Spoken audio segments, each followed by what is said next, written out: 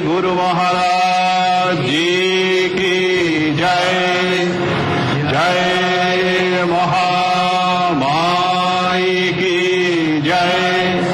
जय स्वामी जी महाराज जी की जय। जय दुर्गा माई की जय। जय दुर्गा माई की जय।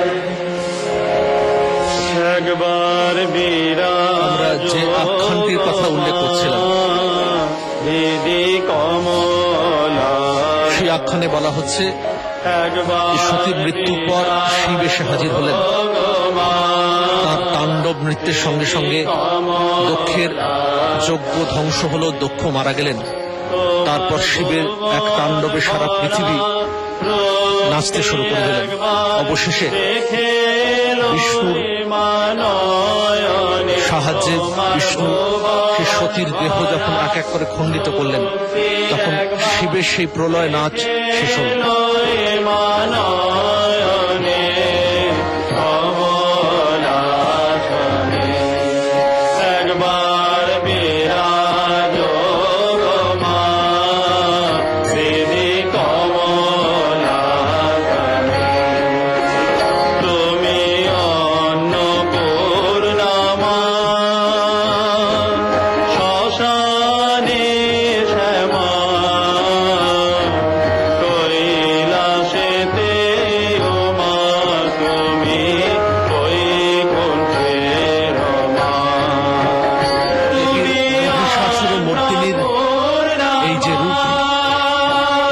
বর্ণনা পাই আমরা দেবী মাহাত্ম্য বা চণ্ডীতে।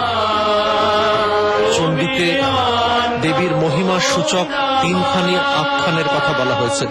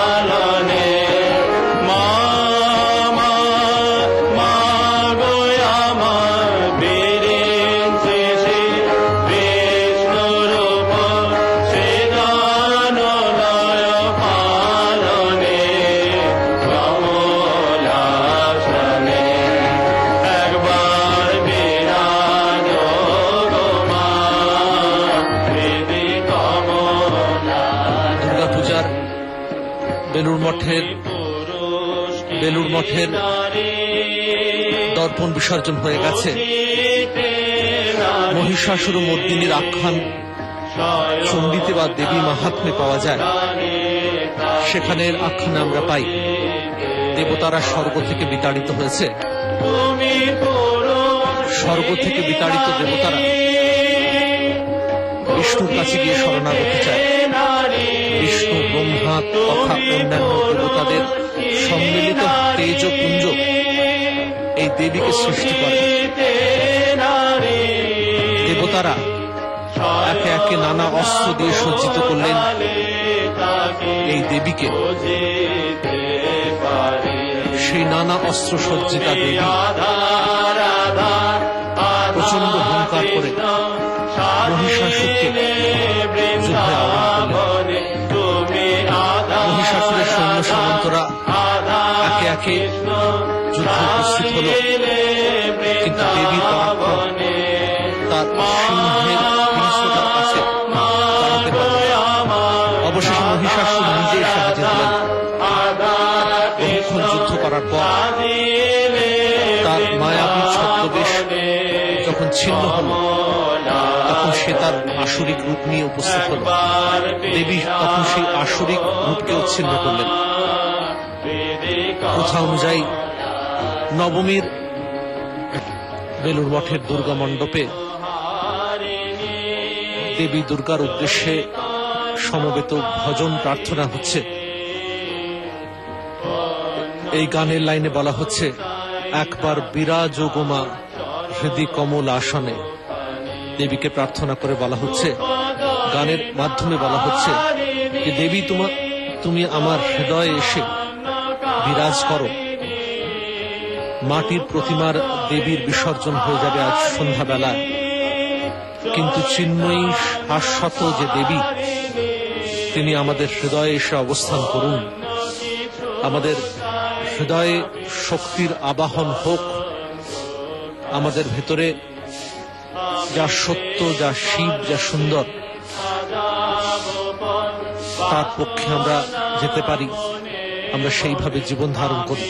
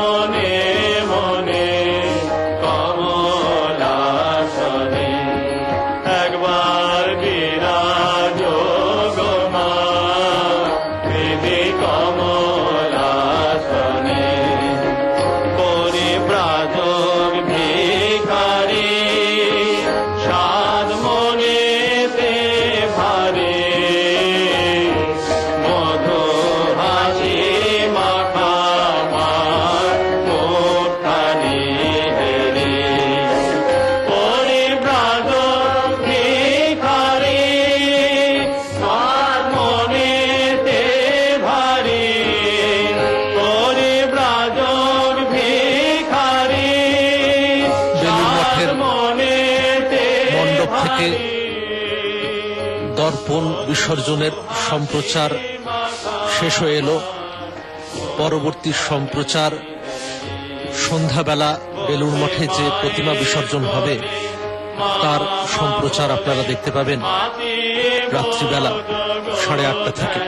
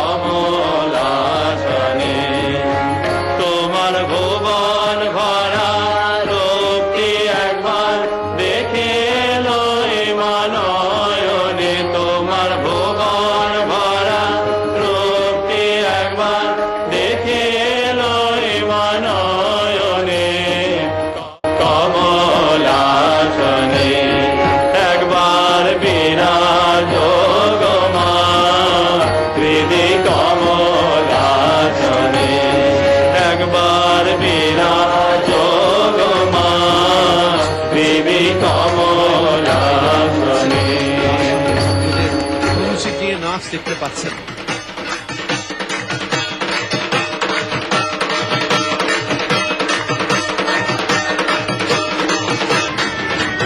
চলছে, দেখতে পাচ্ছেন ছবির একটি ছোট ছবি, রামকৃষ্ণ কথামৃত বলতে পাওয়া যায়। এই পূজা কেবল ব্রহ্মচারীরই করার অধিকার আছে, কিন্তু ব্রহ্মচারীর সঙ্গে তন্ত্রধারক থাকেন সন্ন্যাসী। এবারের পূজাতে পূজারী হিসেবে আছেন ব্রহ্মচারী সুধীর সন্ন্যাসী স্বামী তত্ত্ববিদানন্দ। ভক্তরা প্রসাদ পেয়েছেন। অষ্টমীর দিনে প্রায় 42,000 ভক্ত প্রসাদ পেয়েছেন। আজকে প্রতিমা নিরঞ্জনের সময় অনেক ভক্ত গঙ্গায় নিরঞ্জনের জন্য তৈরি হয়েছে। ধীরে ধীরে গঙ্গায় পড়ে গেল। আসর ঘন্টা বেজে উঠল।